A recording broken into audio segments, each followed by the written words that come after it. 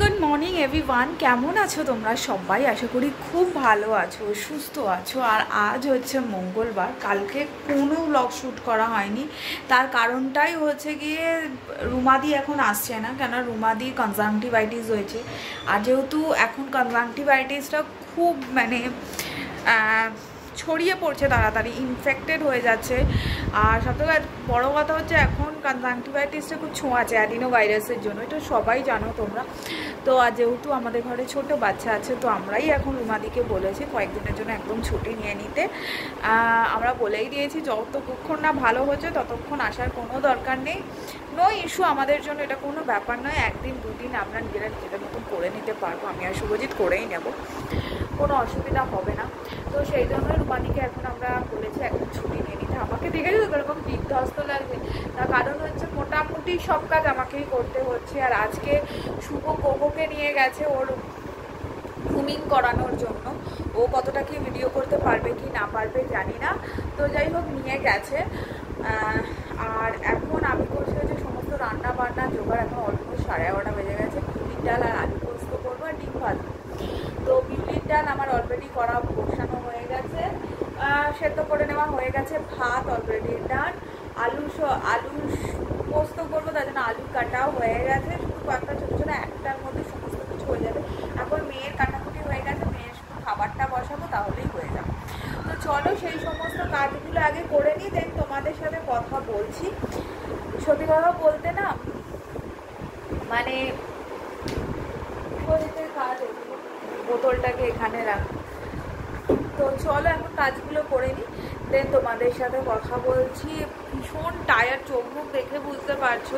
কিছুদিন ধরে আমারও শরীরটা খুব খারাপ, কি হয়েছে না হয়েছে সেটা পরে তোমাদের সাথে শেয়ার করছি। আগে চটপট রান্না, ভাত অলরেডি হয়ে গেছে, এবার সেটাকে গালতে হবে। চলো।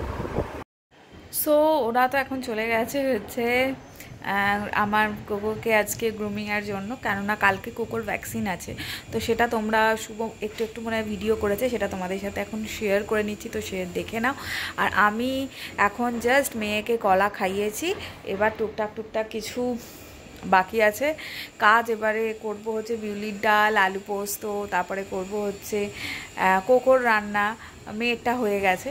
তো চলো এই সব কিছু দেখতে থাকো, আস্তে আস্তে তোমাদের সাথে সব কিছু শেয়ার করছি। বুঝতেই পারছো এ কদিন ভিডিও করা সত্যিই খুব চাপে, কারণ রুমাদি যতদিন না আসবে ততদিন কীভাবে ভিডিও করতে পারবো না পারবো জানি না, কারণ প্রচুর কাজ থাকে। মানে সব কাজ নিজের হাতে সামলিয়ে না সময় পাওয়া কতটা যায় বুঝতেই পারছো। যারা হাউসওয়াইফ আছো তারা সবাই বোঝো সেটা। তো চলো সেগুলোই এখন করি, কিছু করার তো নেই। একেবারে লাঞ্চ টেবিলে দেখা করছি, ততক্ষণ তোমরা শুভ যে ভিডিওটা করেছে সেটা দেখে নাও। শুভ সকালে এইসব বাজারগুলো এনেছিল, যেগুলো আমি ধুয়ে টুয়ে এখানে রেখে দিয়েছি, তারপরে শুকিয়ে গেলে ফ্রিজে তুলব। আজ বিকেলে একটু কাবলি চানা বানাবো শুভর জন্য, তো সেটাও করব। এদিকে শুভর ভাত হয়ে গেছে, সেটা বেসিনে কতগুলো বাসন আছে যেগুলো এখন আমাকে ধুতে হবে, যেগুলো আমার মেয়ে কলা খেয়েছে বলে হয়েছে। আলু পোস্তর জন্য আলু কোটা হয়ে গেছে, বিউলির ডাল সেদ্ধ হয়ে গেছে। মেয়ের খাবার এখানে হচ্ছে, এরপরে কোকোর খাবারটা করব।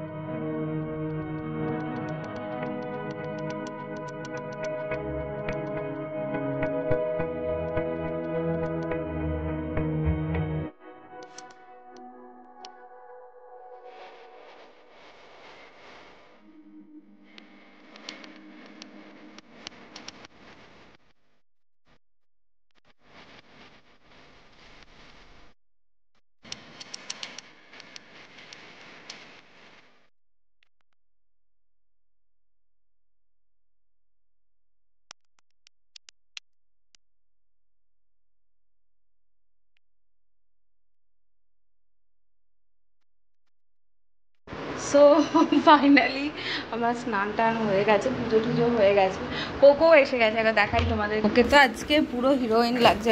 সো চলো, ওরা বাবাটায় এখন পেটিতে ওসব করুক, ওখানে লাঞ্চটা শেয়ার করে নিই কী কী আছে। বিশেষ কিছু লাঞ্চ কোনটা বলেছি, আমার অল্প করে ডালিয়া আছে, এখানে একটু ডিমের ভুজি করে নিয়েছি যেহেতু বিউলির ডাল। এই যে আমাদের আলু পোস্ত, তার সাথে হচ্ছে বিউলির ডাল।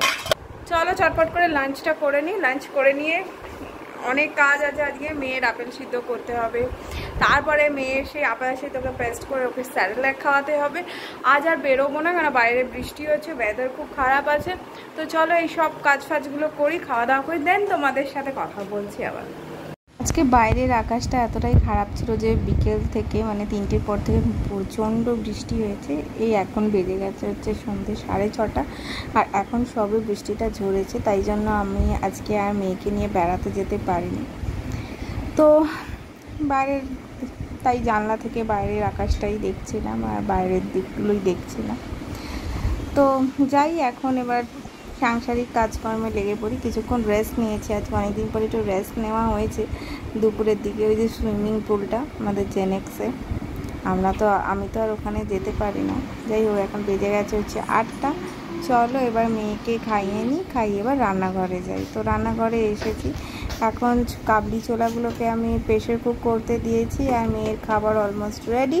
এবারে মেয়ের খাবারটা আরেকবার ফুটিয়ে জলটাকে মেরে পেস্ট করে নিয়ে যাব।